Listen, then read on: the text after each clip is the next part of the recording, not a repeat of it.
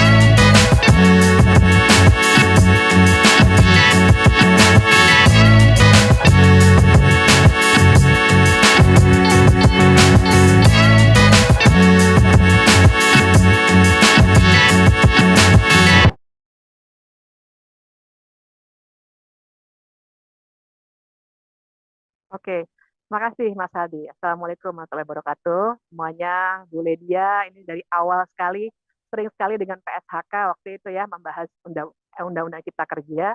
Pak Mardhani, terima kasih, dan juga Bang Rocky.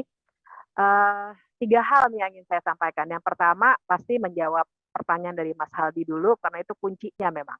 Nanti saya ingin membahas soal putusan MK itu. Kemudian yang kedua, pasti saya ingin membahas soal Perpu itu sebenarnya bagaimana. Dan yang ketiga, apa yang bisa ditarik dari situ. Dan itu sebenarnya yang saya tulis di koran Kompas kemarin. Jadi kalau menjawab pertanyaan Mas Haldi dulu tadi soal putusan MK. Jadi memang yang harus dipahami adalah selama setahun belakangan ini sejak putusan MK diucapkan, putusan MK 91 2020 itu kan diucapkannya 25 November 2021. Sampai dengan keluarnya Perpu itu memang ada ketidakpastian. Karena ketidakpastian buat semuanya.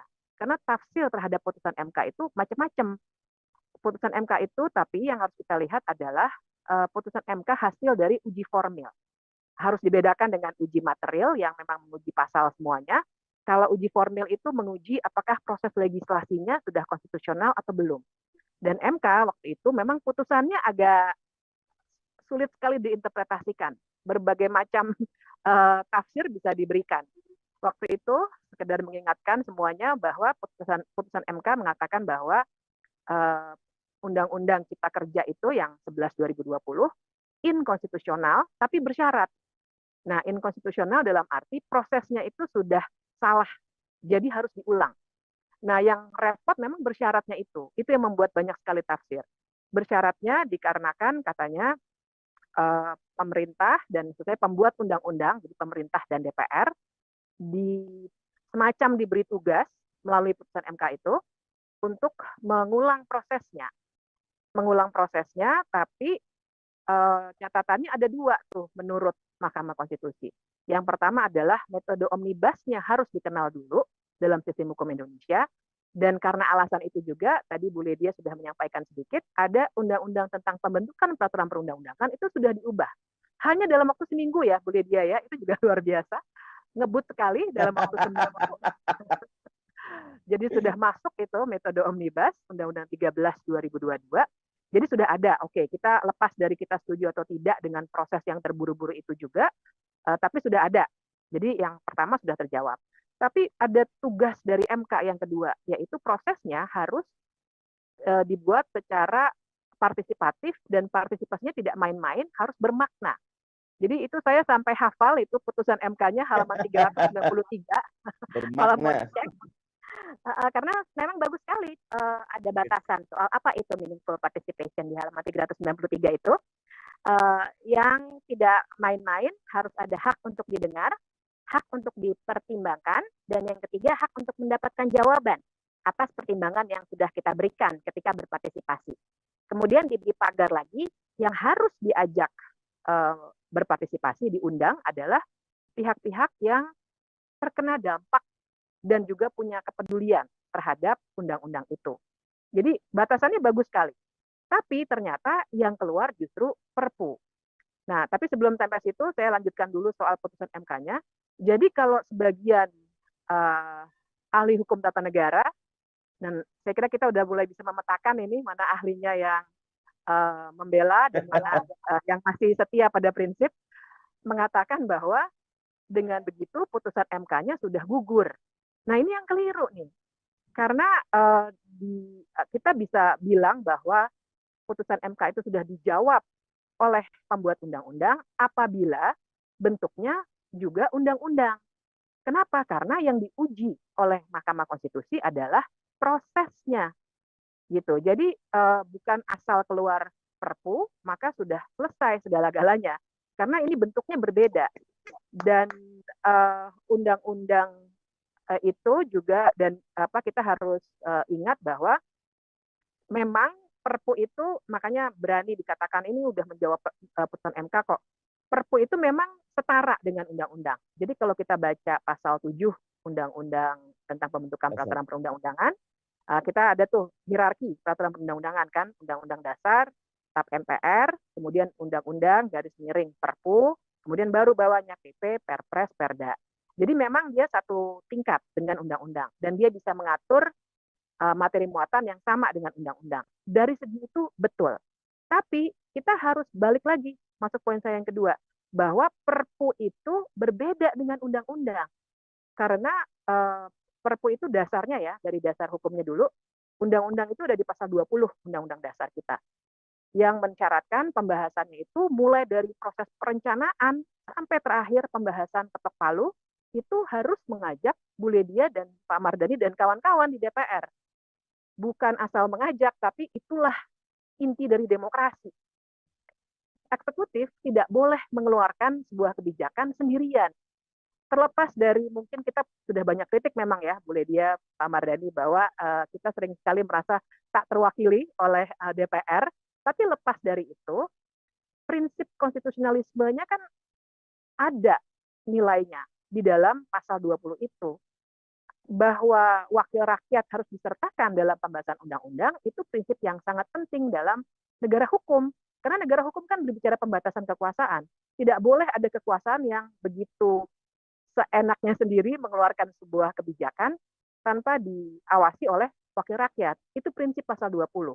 Nah, pasal 22 konstitusi kita yang membolehkan memang dikeluarkannya Perpu itu tegas sekali dikatakan dalam hal ihwal kegentingan memaksa. Nah, poinnya di situ, kegentingan memaksa. Kenapa pasal 22 itu ada? Di seluruh dunia ada yang namanya hukum tata negara darurat. Saya kan mengajarnya salah satunya hukum tata negara. Dan kalau dalam kuliah hukum tata negara itu ada satu sesi khusus tuh, Pak Mardhani, tentang hukum tata negara darurat namanya. Jadi memang itu adalah suatu jendela yang dibuatkan secara prinsip. Kalau ada sesuatu yang memang darurat sekali, ibaratnya itu kalau hari ini tidak keluar kebijakannya, besok Indonesia akan bangkrut atau Indonesia akan musnah gitu. Kita nggak ingin ya, tapi itu dibuatkan di seluruh dunia ada pasti supaya segera bisa diatasi oleh pemerintah situasi darurat itu. Sehingga digunakannya tidak boleh main-main. Jadi sayangnya memang dalam hukum tata negara kita, terutama belakangan ini, Perpu itu cenderung digunakan agak longgar ya. Bu Ledia mungkin nanti bisa juga menambahkan di sini. Tapi menurut saya agak longgar. Dan kita jarang marah-marah. Maksud saya begini, misalnya waktu Perpu keuangan tadi Bu Ledia menyebutkan eh, debatable tapi oke lewat. Kemudian jangan lupa ada Perpu yang berhasil membubarkan HTI. Eh, apa Ormas, sentimen dari ormas. ya Perpu Ormas, mengubah undang-undang Ormas. Secara prinsip sebenarnya itu tidak boleh tuh dikeluarkan dalam bentuk Perpu. Lagi-lagi kalau tidak dalam keadaan darurat tidak boleh dikeluarkan sembarangan. Jangan lupa juga Perpu yang membuat kita bisa pilkada tahun 2020 pada saat pandemi sedang tinggi sekali. Diduga juga ada kepentingan politik begitu ya. Tapi lagi-lagi soalnya adalah dikeluarkan dalam bentuk Perpu. Juga ada Perpu Kebiri waktu itu yang membuat pelaku kekerasan seksual dihukum kebiri kimia waktu itu. Itu juga sangat kontroversial, tapi lagi-lagi 17 bentuknya Perpu. 2016. Ya, 2016. Jadi sudah cukup banyak sebenarnya hal seperti itu yang secara prinsip menurut saya mesti kita kritik dan kita belajar sekarang. Jadi ini ada hikmahnya juga barangkali kalau mau diambil hikmahnya ya, bahwa kita makin terbuka mata kita bahwa Perpu itu tidak boleh sembarangan dikeluarkan. Sebuah pemerintahan yang mau apa yang diinginkan terus kemudian mengeluarkan Perpu itu berarti dia tidak demokratis. Makanya saya pakai istilah keculasan. Ini pemerintah yang culas, yang mengakali aturan main konstitusi maupun peraturan perundang-undangan, karena tidak ada kata lain yang saya mencoba diplomatis waktu itu, Pak Mardani, Bu Ledia, Mas Hadi, coba cari kata yang kayaknya apa nih, tapi nggak ada kata lain yang lebih soft daripada itu. Memang culas, karena persis sekali yang seperti dikatakan tadi, bahwa kenapa sih nggak dibuat dalam bentuk undang-undang saja? Kalau pertanyaannya adalah atau mungkin alasannya yang sering dikemukakan dan tertulis juga di konsideransinya itu kan salah satunya soal dampak dari perang Ukraina terhadap krisis ekonomi. Saya kira itu adalah fakta. Saya juga setuju dan kita semua sebenarnya sudah bisa melihat inflasi tinggi itu seluruh dunia kan terpengaruhi memang. Tapi kan pertanyaannya, apakah kalau tanggal 30 Desember Perpu itu tidak keluar, kita tanggal 31 Desember dinyatakan bangkrut misalnya. Kan tidak, buktinya kita sampai sekarang masih bisa berdiskusi di ruangan Zoom ini, di ruangan YouTube ini. Berarti tidak separah itu sampai dengan bisa dikeluar atau perlu dikeluarkan Perpu. Dan jangan lupa kita buat teman-teman yang mungkin belum pernah lihat dokumennya, dokumen itu tebalnya 1117 halaman. Apakah masuk akal kalau dikatakan kita harus buru-buru keluarin? Itu disiapkannya sudah lama. Kita semua tahu persis, saya sendiri pernah diundang sebenarnya waktu itu, tapi diundangnya mendadak sekali dan waktu itu saya khawatir juga ada klaim kalau saya hadir nanti diklaim ada kesetujuan begitu ya. Jadi saya dan beberapa kawan tidak bersedia hadir waktu itu. Waktu itu dekat-dekat G20 itu. Jadi kami sudah tahu bahwa sedang dibahas memang mengulang proses legislasi Undang-Undang Cipta Kerja. Tapi semua sebenarnya cukup terkejut ketika yang keluar Perpu. Begitu ya. Jadi itu bentuk Perpunya itu mesti kita pertanyakan betul. Nah, poin saya yang terakhir adalah soal apa yang bisa kita tarik dari sini. Dan yang saya kemukakan, saya jadikan judul di Kompas itu kan otoritarianisme berbungkus hukum. Jadi saya kira yang sekarang sedang terjadi persis itu. Banyak sekali undang-undang belakangan ini, jadi sebenarnya Perpu Cipta Kerja ini semakin menguatkan saja. Tapi sebenarnya gejalanya sudah terjadi sudah lama sekali. Bahkan kalau kita mau runut itu dari 2019 dengan dibunuhnya KPK, itu dengan revisi Undang-Undang KPK, menurut saya bagian dari itu. Bagaimana hukum, undang-undang digunakan untuk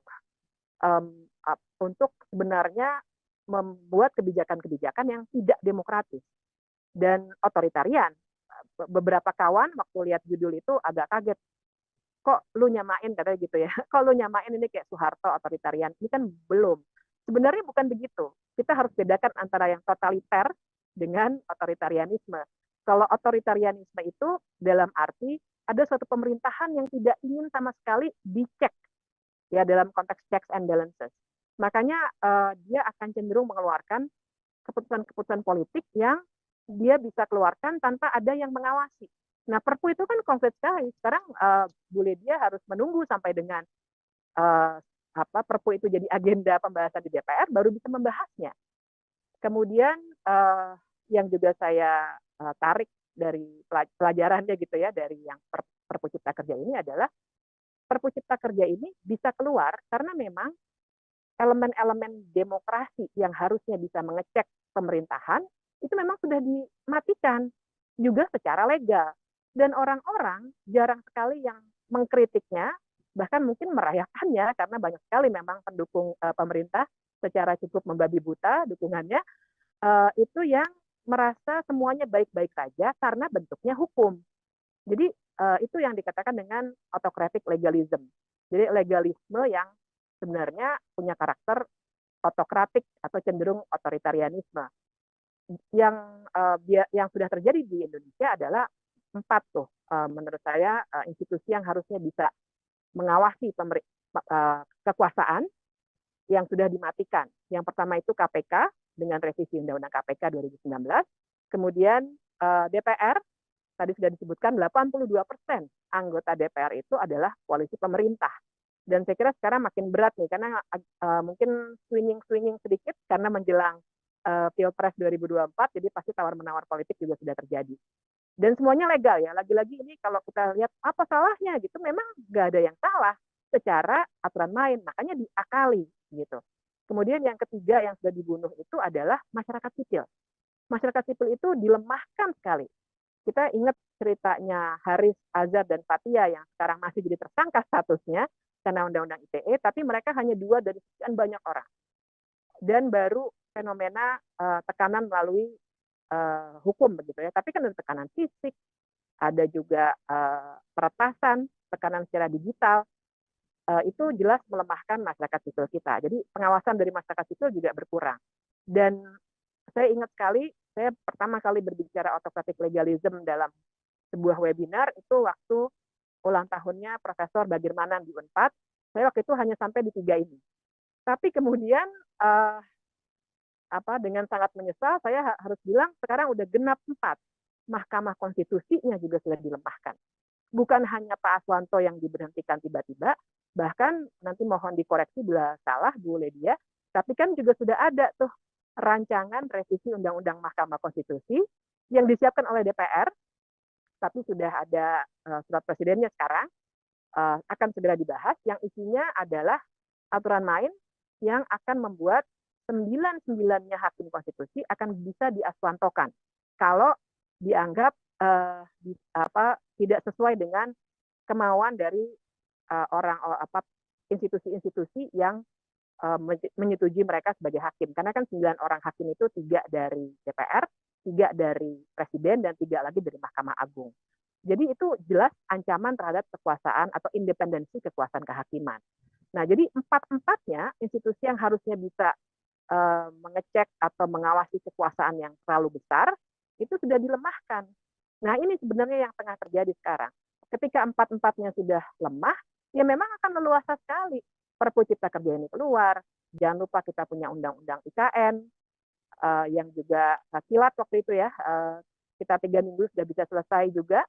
Kemudian tadi Undang-Undang Pembentukan Peraturan Perundang-undangan seminggu bisa selesai. Jangan lupa dulu ada Undang-Undang Minerba juga yang 6 hari juga selesai. Jadi begitu longgar sekarang kekuasaan bisa mengeluarkan kebijakan-kebijakan yang sebenarnya dalam sebuah negara demokrasi itu harusnya bisa diawasi sedari awal. Nah, jadi itu tuh saya kira buat pembuka diskusi kita. Terima kasih, Mas Aldi.